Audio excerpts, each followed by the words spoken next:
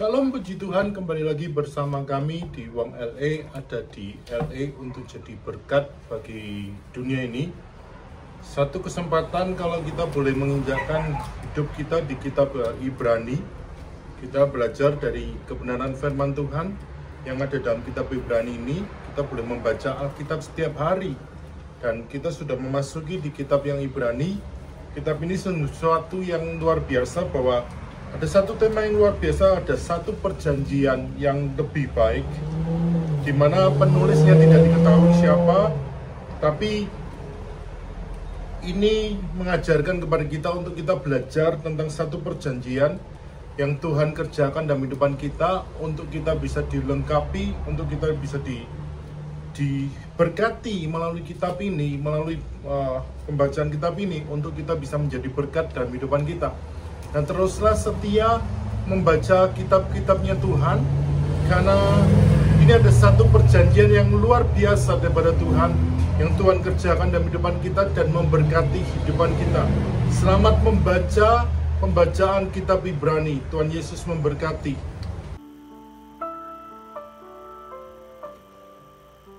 Ibrani pasal 7. Kristus dan Melkisedek. Sebab Melkisedek adalah Raja Salem dan Imam Allah yang Maha Tinggi.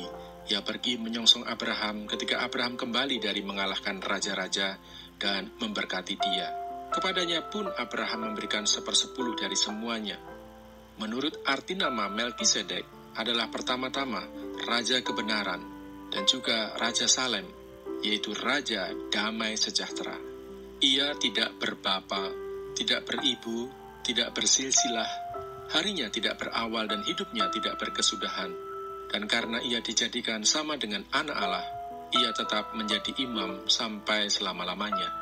Camkanlah betapa besarnya orang itu, yang kepadanya Abraham, bapa leluhur kita, memberikan 1/10 dari segala rampasan yang paling baik. Dan mereka dari anak-anak Lewi, yang menerima jabatan imam, mendapat tugas menurut hukum Taurat, untuk memungut persepuluhan dari umat Israel, yaitu dari saudara-saudara mereka, sekalipun mereka ini juga adalah keturunan Abraham. Tetapi Melkisedek, yang bukan keturunan mereka, memungut persepuluhan dari Abraham dan memberkati dia, walaupun ia adalah pemilik janji. Memang tidak dapat disangkal bahwa yang lebih rendah diberkati oleh yang lebih tinggi.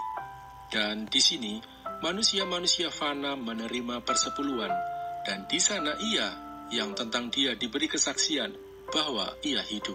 Maka dapatlah dikatakan bahwa dengan perantaraan Abraham dipungut juga persepuluhan dari Lewi yang berhak menerima persepuluhan, sebab ia masih berada dalam tubuh bapa leluhurnya ketika Melkisedek menyongsong bapa leluhurnya itu. Kristus adalah imam yang lebih tinggi daripada Harun.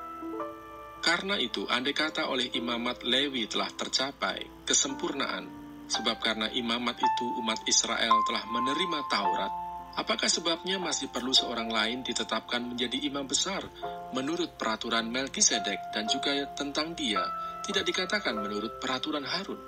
Sebab jikalau imamat berubah, dengan sendirinya akan berubah pula hukum Taurat itu. Sebab ia yang dimaksudkan di sini termasuk suku lain. Dari suku ini tidak ada seorang pun yang pernah melayani di mezbah. Sebab telah diketahui semua orang bahwa Tuhan kita berasal dari suku Yehuda, dan mengenai suku itu, Musa tidak pernah mengatakan suatu apapun tentang imam-imam. Dan hal itu jauh lebih nyata lagi jikalau ditetapkan seorang imam lain menurut cara Melkisedek, yang menjadi imam bukan berdasarkan peraturan-peraturan manusia, tetapi berdasarkan hidup yang tidak dapat binasa. Sebab tentang dia diberi kesaksian, engkau adalah imam untuk selama-lamanya, menurut peraturan Melkisedek. Memang suatu hukum yang dikeluarkan dahulu dibatalkan, kalau hukum itu tidak mempunyai kekuatan dan karena itu tidak berguna.